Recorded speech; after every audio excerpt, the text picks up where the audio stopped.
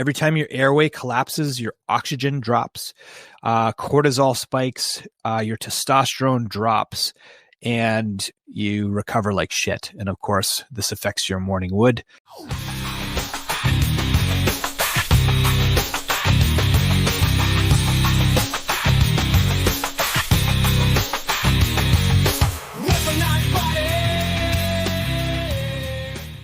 Hello and welcome to the Weaponized Body podcast. As always, my name is Dr. Ryan Hewitt. I'm your host, and today is going to be a fun episode. Today we are going to talk about morning wood, every guy's favorite topic, or maybe some guys' sensitive topic. It is something that can be for the guys and gals to pay attention to here, as far as the information I'm going to share.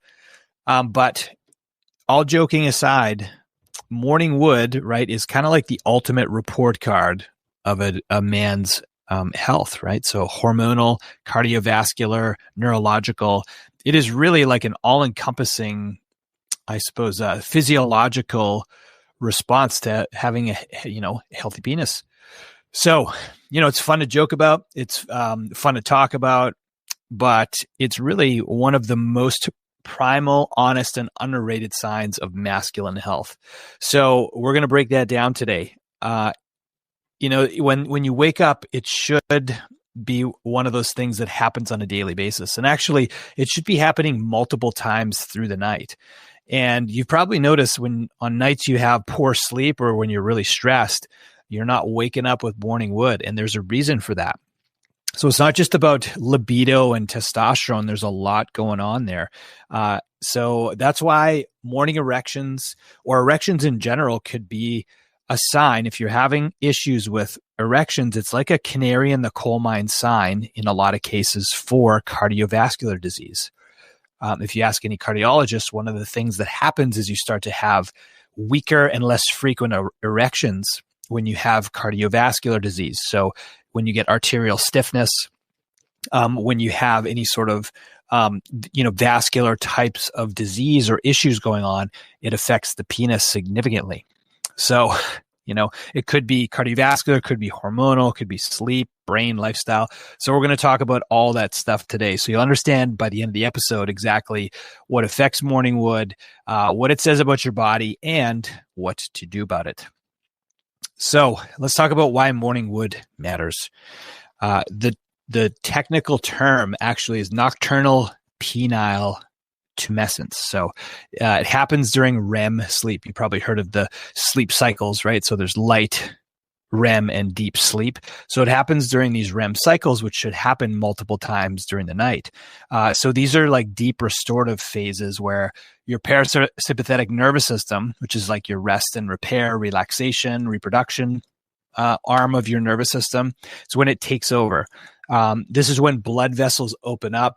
It's when blood flow increases and when your body releases bursts of testosterone. So if you're waking up with strong, consistent morning wood, congrats, you're functioning like a healthy male organism. However, if you've lost it, it's not just about getting older. A lot of guys will blame this on old age. This is your body saying, hey, your system is under stress. This is your hormonal health that is being affected, or your heart, your brain. It's like a daily scoreboard of what's going on under the hood, metabolically, hormonally, and vascularly. So just touching on a little bit of the science before we get into things that really affect the health of your erections. So cardiovascular health. So morning erections rely entirely on blood flow. So if your arteries, as I mentioned before, if your arteries are stiff or clogged, inflamed, and blood isn't getting where it needs to go, so ED or erectile dysfunction is often one of the first visible signs of cardiovascular disease. Sometimes this appears years before you actually have a life-threatening symptom such as a stroke or a heart attack. So if your morning wood is starting to get weak, then what happens is your heart may be also getting weak.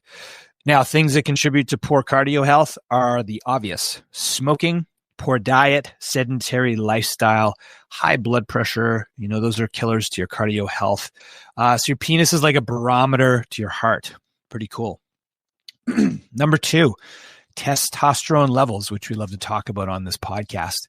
So low T crushes your libido, clearly. So it's one of the things that we all know that testosterone is really important for, is having healthy libido. But what happens is part of that, low T symptom is weaker erections also.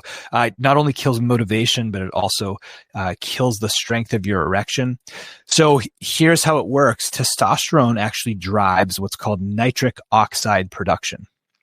So the endothelial walls, which are the inner walls of your arteries, they have special cells that actually release a chemical called nitric oxide. And this is what opens up blood flow, right? So it's the molecule that dilates blood vessels and increases that blood flow to the penis. And without enough of it, there's no signal that will open up the floodgates.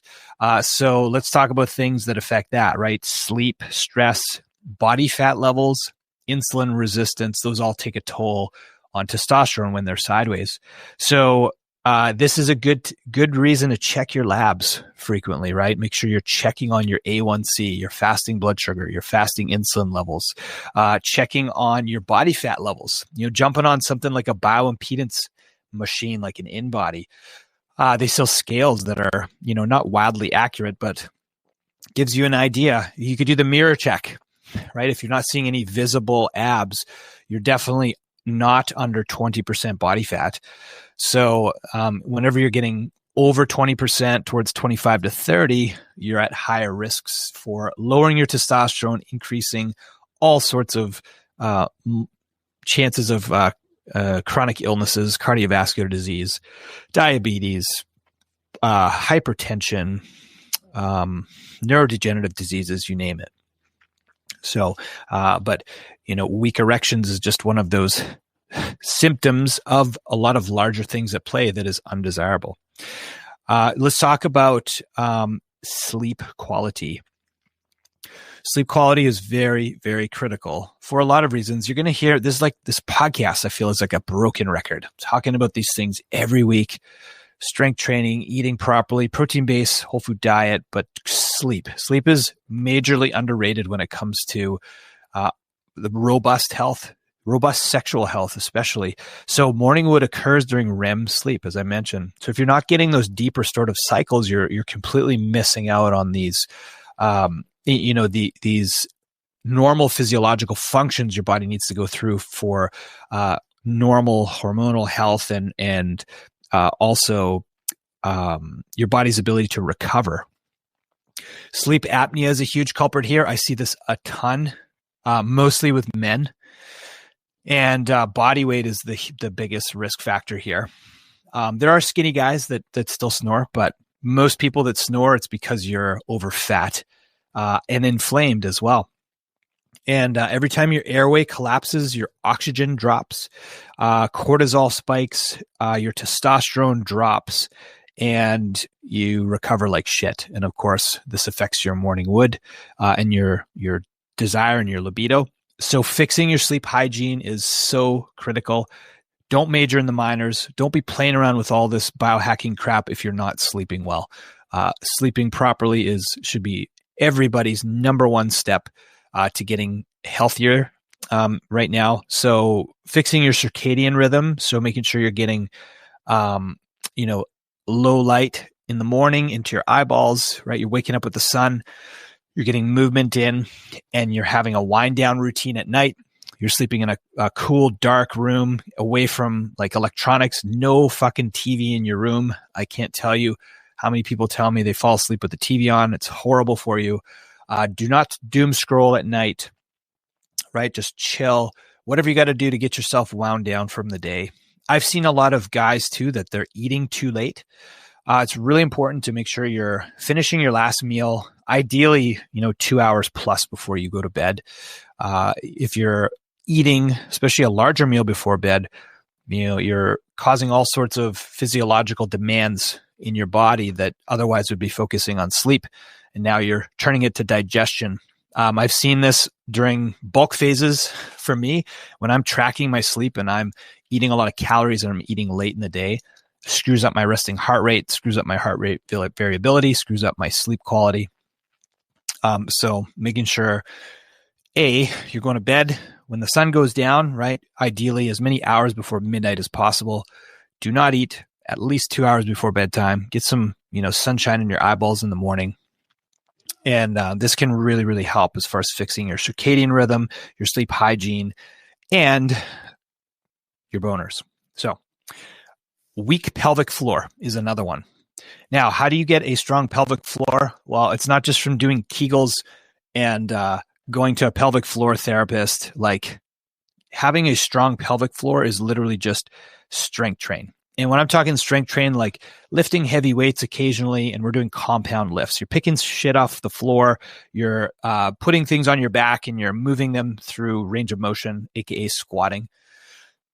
When you're breathing and bracing properly and you're challenging your core and your corset and you're creating a ton of inner abdominal pressure, you are strengthening your pelvic floor. When do these muscles get weak? Shocker. They get weak from sitting on your ass all day. It's the way you could really cause the most damage to yourself is just stop moving, sit on your ass, get weak pelvic floor muscles.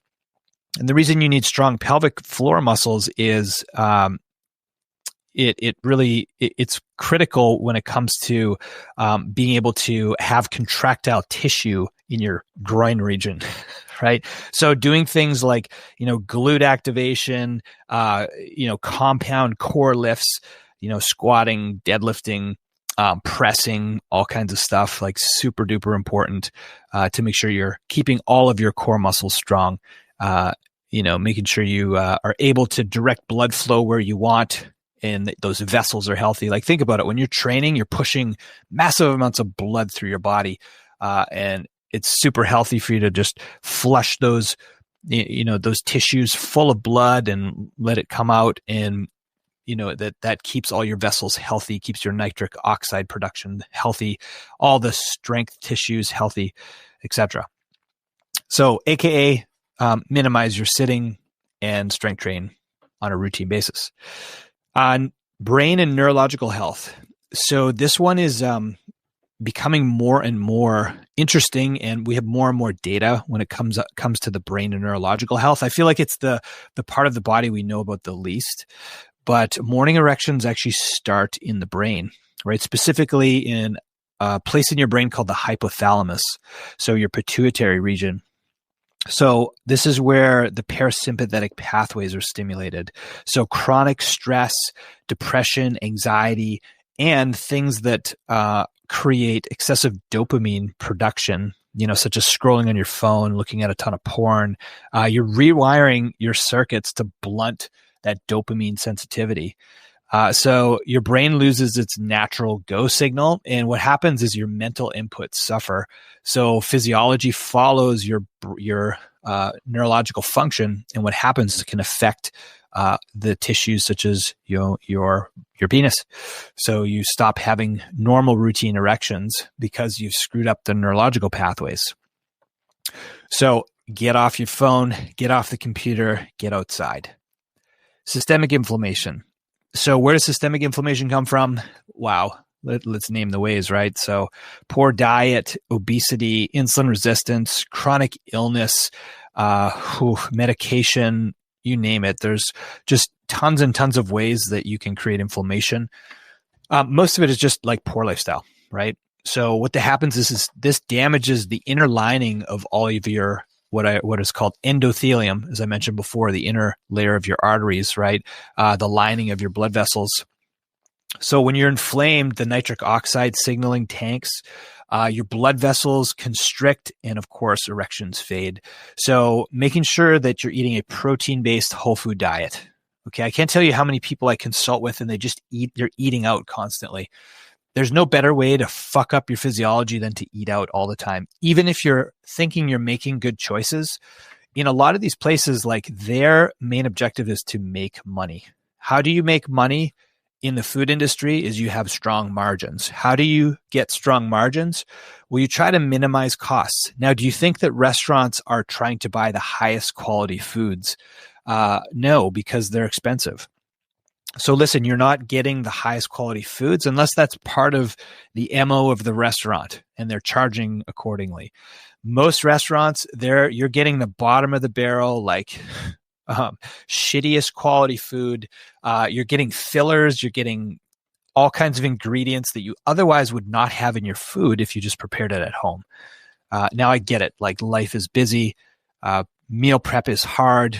There's kids, there's sports, there's work. And listen, it's not easy. But now more so than ever, it is easy to eat healthy. And when I say easy, I mean there's so many resources.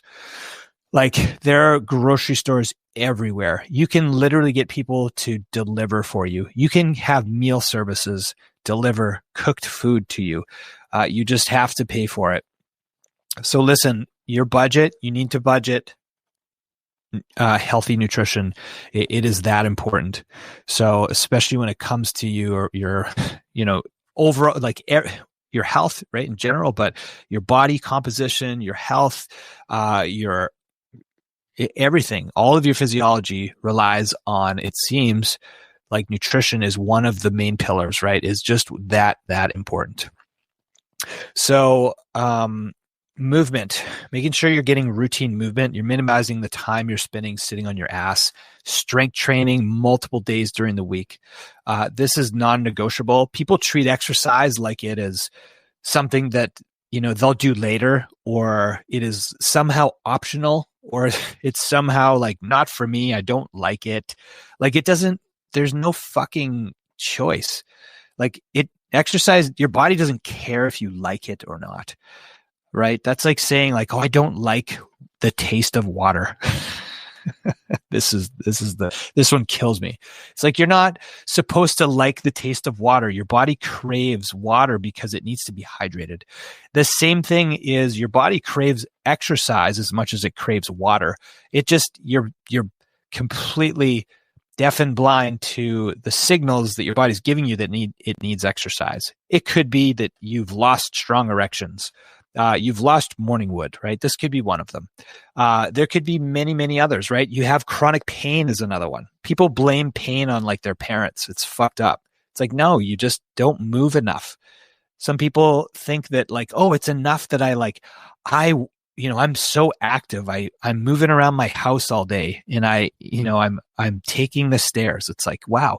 All right. Maybe if you were 94, I would give you like props, but listen, if you're a healthy, functional adult, you need to be strength training. You need to be moving, like, let's just say 10,000 steps a day, and doing some cardio aerobic type of activity, like non-negotiable, like suck it up, buttercup, get it done, figure it out.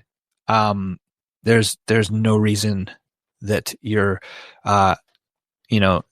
there's no excuses for you to need to do, like, say that you're going to do this later or when you have more time. It just doesn't work that way.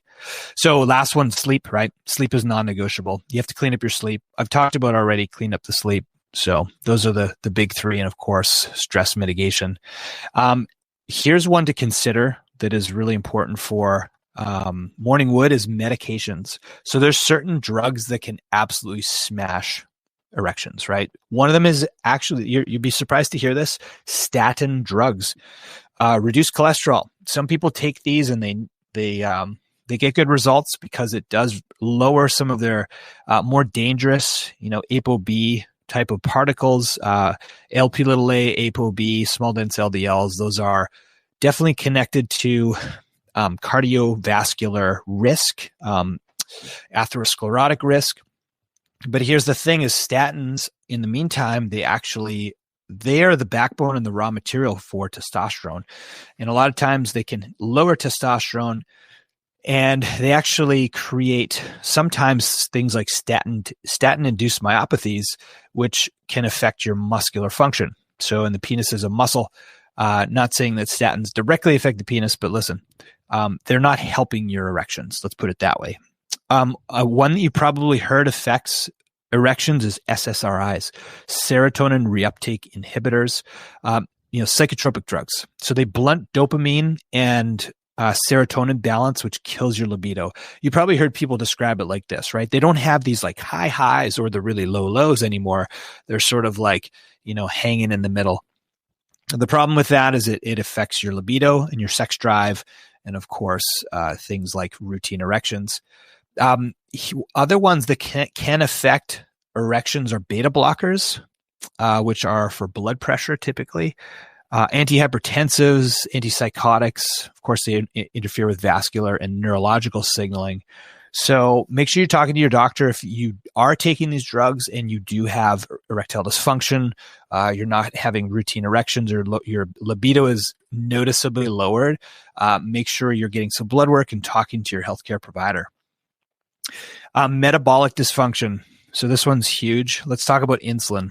So insulin is another silent killer, right? Insulin resistance. So when your blood sugar is high all the time, your nitric oxide production plummets. You hear me talk a lot about NO, or nitric oxide. So your vessels lose flexibility, and this is no bueno, right? Diabetic men have some of the highest rates of ED. You've heard of other things like, diabetic neuropathies or diabetic, what else? Retinopathies. So there are some, one of the tissues that are affected by chronic high blood sugar levels are, those small vessels in your body, which is why people have blindness. They have like amputations of their distal limbs, and it's due to blood flow. So it's not necessarily due to testosterone in this case, right? It's because of their blood flow in their system. Their cardio system is wrecked. And this is why, like, if you have blood sugar issues, you have cardio issues. If you have cardio issues, you probably have blood sugar issues. They're one and the same in most cases. Lifestyle toxins, alcohol, excessive nicotine, and cannabis overuse, actually. So they all suppress testosterone, constrict blood flow. So I'm not talking about the occasional users. I'm talking about like the daily users. If you're a daily user of alcohol, we've talked about this at length in other podcasts. It's not good for you, period. Not just for your boners, but also we haven't talked much about THC or cannabis, but chronic THC or cannabis use can actually crush your testosterone, which is not good for boners. We can also put nicotine in this category, especially smoking and getting nicotine. Of course, smoking amplifies the problem, but nicotine also affects blood flow. The last one I'll talk about is chronic stress and cortisol. So chronic stress and cortisol puts you in this fight or flight mode all the time. So as you know, that's supposed to be a short-lived experience for your body. You're supposed to be most of the time in rest and repair, parasympathetic, right? What happens is cortisol competes with testosterone. So if you can't be in survival mode and reproduction mode at the same time, right? So what happens is if your mornings are starting, with high, in anxiety mode, you probably noticed times where you're stressed, you sleep like shit, you wake up and you don't feel great and you don't have morning wood, right? You don't have, desire to have sex. It's because your physiology's flipped, to this more self-defense. So that it's really important. And of course, sleep plays into this, but managing stress, try not to go to bed at night with a lot of stress on your mind. That's why this evening journaling is really a powerful way to get things on paper and out of your brain, planning your day ahead of time for the next day and not stressing and ruminating on things at night. There's many, many ways. Meditation is another way to really help deflect and mitigate stress. So we'll talk about these things next, right? So how to fix it. So, clearly training your heart is really, really important. Cardiovascular health is of utmost importance when it comes to the strength of your erections and your routine morning wood, right?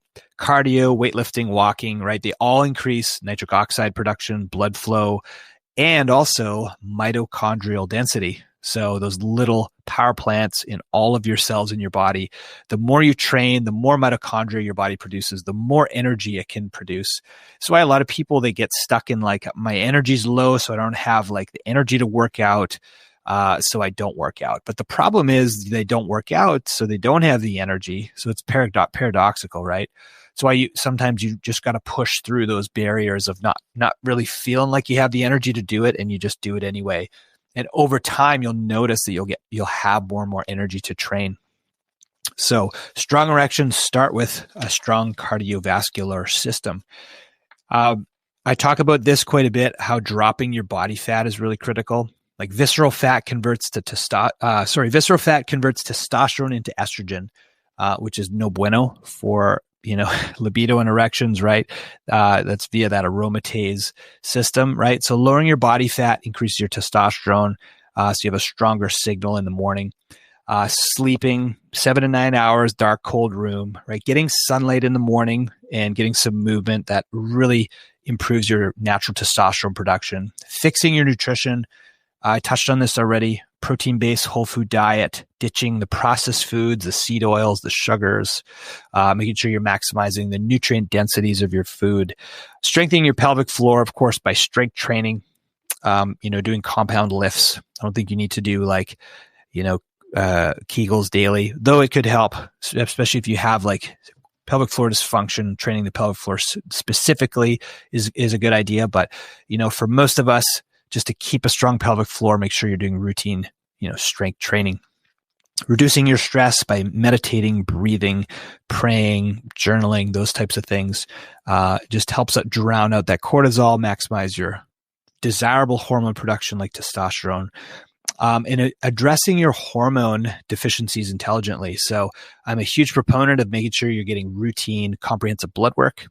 As with weaponized wellness, we are, we do robust testing on not just on hormones, but all of your physiology, and just get with a clinician that fully understands how to help you optimize, not just giving you a one size fits all cookie cutter plan, and ignores root causes of things like, erectile dysfunction or, not getting routine morning wood. So morning wood's not a joke, even though it's funny to joke about. If it's not happening, that means there's a problem. It's an early sign that there's problems happening. So don't mask it with pills, just taking Cialis or, Viagra. Make sure you're getting to the root of why you're not having routine, regular, normal physiological functions. So, make sure you're getting proper rest, recovery, and managing your lifestyle. That's what weaponizing yourself is all about. And when we talk about specific conditions like ED or morning wood, it gets people's attention because sometimes they really, they suffer with that. So they're more likely to listen. I feel like, again, a broken record, I'm talking about the same stuff, but in the context of certain conditions and problems, people really get more out of it when they're ready to listen. So if you got a lot out of this podcast, please share this with somebody you might think could benefit. I always appreciate you guys listening. Rate, review, all that good stuff. Love you guys. Thanks for listening. I'll talk to you guys next week.